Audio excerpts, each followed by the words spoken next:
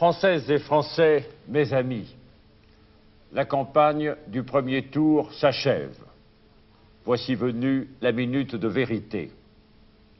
Le tirage au sort me fait vous parler le dernier. Vous avez entendu dans cette campagne ces accusateurs qui vous trompent pour gagner vos voix.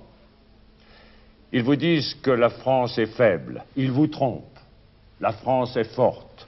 Elle est devenue la troisième puissance militaire du monde, ce qui garantit votre sécurité. Ils vous disent que la France s'est abandonnée devant la crise. Ils vous trompent. La France a fait face courageusement.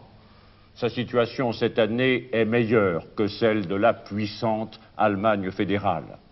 Nous gagnons tous les jours notre indépendance énergétique. Ces accusateurs vous disent que la France ne cherche pas la justice. Ils vous trompent. Les Français ont accompli un effort de solidarité exceptionnel envers les personnes âgées, les familles, les femmes seules, les handicapés, les travailleurs manuels. Je les prends tous à témoin. Cet effort sera poursuivi. Ceux qui vous trompent ne peuvent pas conduire la destinée de notre pays.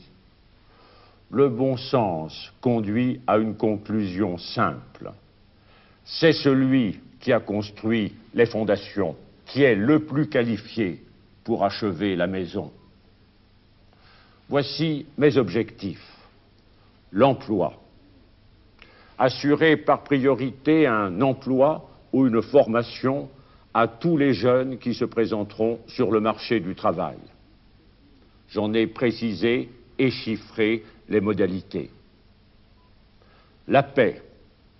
Maintenir la France en paix, malgré les tensions et les rivalités dans le monde. Je continuerai à me battre pour la paix. La liberté.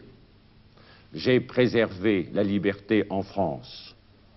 Je continuerai de faire de la France un pays exemplaire de liberté. Et l'espoir. Nous placerons ensemble la France dans le peloton des pays de pointe du monde.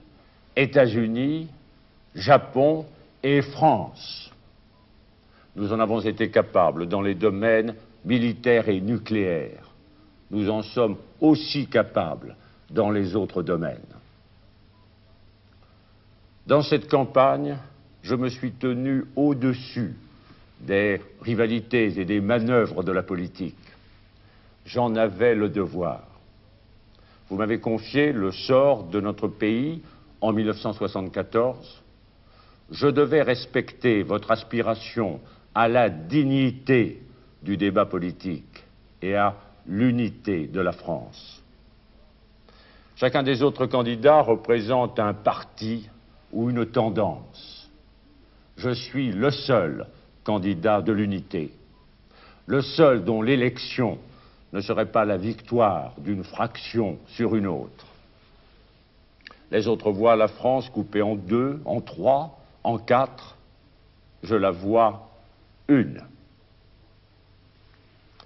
Pour poursuivre le progrès de la France, j'ai besoin du concours de chacune et de chacun d'entre vous, sans exclusive et sans rancune.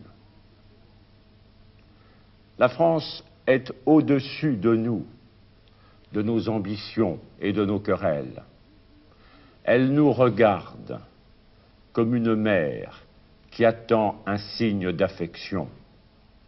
Faisons ensemble, dimanche, dès le premier tour, le même geste, le même choix, le même vote pour la France. Vive la République et bonne chance pour la France.